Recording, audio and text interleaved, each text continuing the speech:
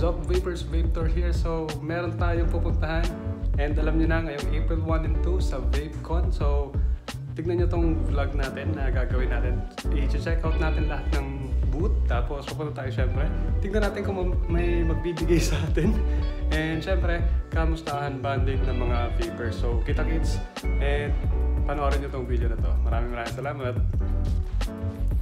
Okay, so pabilisin muna natin dahil magta-travel muna tayo. So fast forward lang muna natin hanggang sa makarating tayo doon sa Vista Global Tent sa Las Piñas. Ayan, so medyo mabilis naman si Kuya mag-drive and mabilis naman kami nakarating. Siguro mga 30 minutes lang andun na kami from Muntinlupa to Las Piñas. So eto na.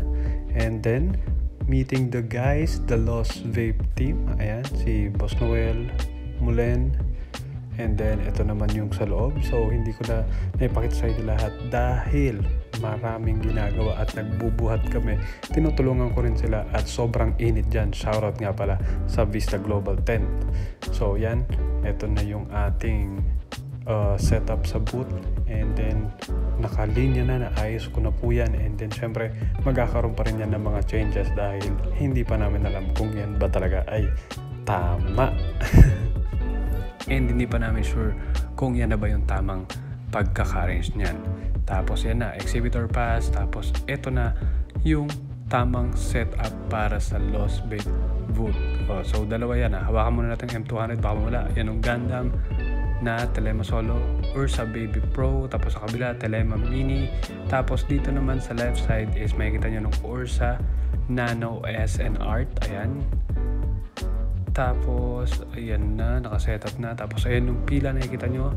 Ang dami naglalaro dahil nanalo po sila ng Ursa Nano S and Art. Napaka-solid. Tapos, ito naman si Smoke. Dito sa stage, yan, namimigay sila. And then, may product presentation sila dyan. Tapos, naghihintay yung mga cloud chasers natin. Ayan. So, yan na. Bigaya na. Grabe to, dumami yung tao nung simula na nagtawag yung host na magbibigay daw si Smack ng mga freebies. Actually, may mga devices dyan, napaka-solid. Grabe. Siyempre, alam niyo naman, nagre-review din tayo ng Smoke kaya solid. Ayun o. Isigaw niyo Smoke. Sabi, Smoke, Smoke, Smoke. Smoke, Smoke, Smoke. Sabi gano'n. Ayun o. Nagtatalo na sila, tuwang-tuwa sila. Kahit yung mga marshal or ng security, nakiagaw din. Pero syempre, kasama pa rin naman sila. Ang galing ni Kuya dun sumalo. Napaka-solid. Ayan, so, cloud chasing competition, syempre, unang hipak muna at buga para sa mga cloud chasers na kasali. And also, dun sa likod. So, hindi ko na yan nakuhanan. Ayan, tuwang-tuwa sila dyan. And nag-judge pala ako dyan. Tignan nyo. Ayan, so, andito ako sa taas. So, thank you so much, syempre. Representing Lost Vape ako dyan. So, ako yung natawag kasi busy sila, boss. So, ako na lang muna. So, ang gagawin natin dyan is left or right. So, yan. Tingnan nyo naman yung mga cloud chasers. Napakagagaling. Solid na solid. So, ang alam ko nanalo dyan yata is yung nasa left. Kung hindi ako nagkakamali. Ayan. Medyo, magaling. Pwede kang gumamit dyan ng full mech, semi-mech, variable. And then may magaling dyan, variable. Ayan pala yung mga kasama ko na judges from different brands. Ayan, so ito, medyo nagkaroon ng problema dito, technical problem ata na nung isa na lobat, ayun nasa left. And then ito naman is yung nasa right.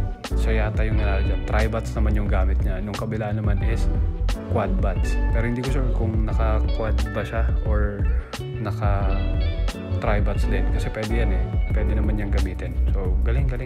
So, panoorin lang natin kasi first time ko na naging judge dito and tingin ko tama naman yung mga pinagagawa ko dyan.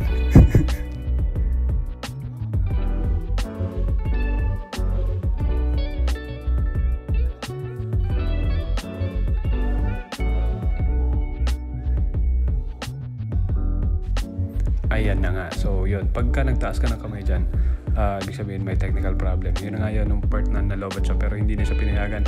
So, yan. Tuloy-tuloy pa rin ang hipakan at bugahan ton.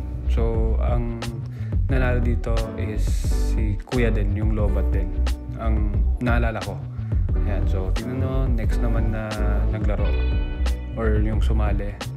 Ayan, silang dalawa. And ang alam ko nanalo to yung naka vapor crib, yung naka jacket. Ayan, magagaling. And hindi ko lahat nakuha. Siyempre kasi nag-focus ako doon sa ginagawa ko. Or siyempre doon sa pag-judge kung sino yung mas thicker clouds and then yung long distance ng vapor na ginawa nila. Yun. Ano kasi dyan, ang percentage dyan is 60% nung distance kung gaano kahaba, and then yung density 40%. So kung gaano kahaba. Ayan nga pala, yung nasa kaliwa dyan, si Vaping Johan, shoutout sa'yo boss, ang galing, gamit niya yung Telema Mini, sobrang galing. Siya lang yung naka-variable dyan, napakalupit. So may picture tayo niyan, ipopost ko na lang siguro sa Facebook page natin. Ayan, so galing. So medyo natalo siya nun, and okay lang, galing naman, at least sumali pa rin siya. And ito naman sila boss, ang panalo dito is yung naka-cap.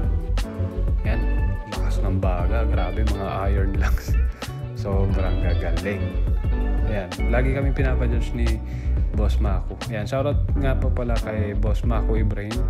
Maraming salamat syempre. And syempre sa Lost Babe kasi nakatungtong ako sa stage.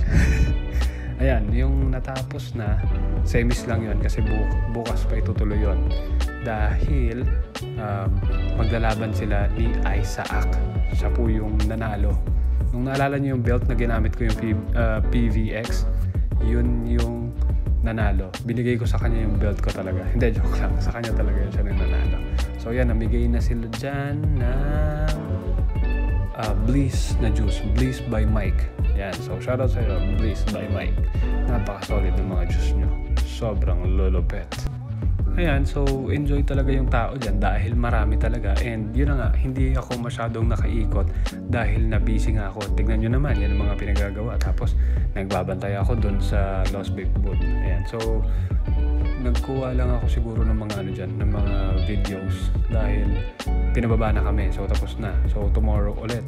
And then pagkatapos nito, bumalik na ako sa Lost Babe booth. Ayan na.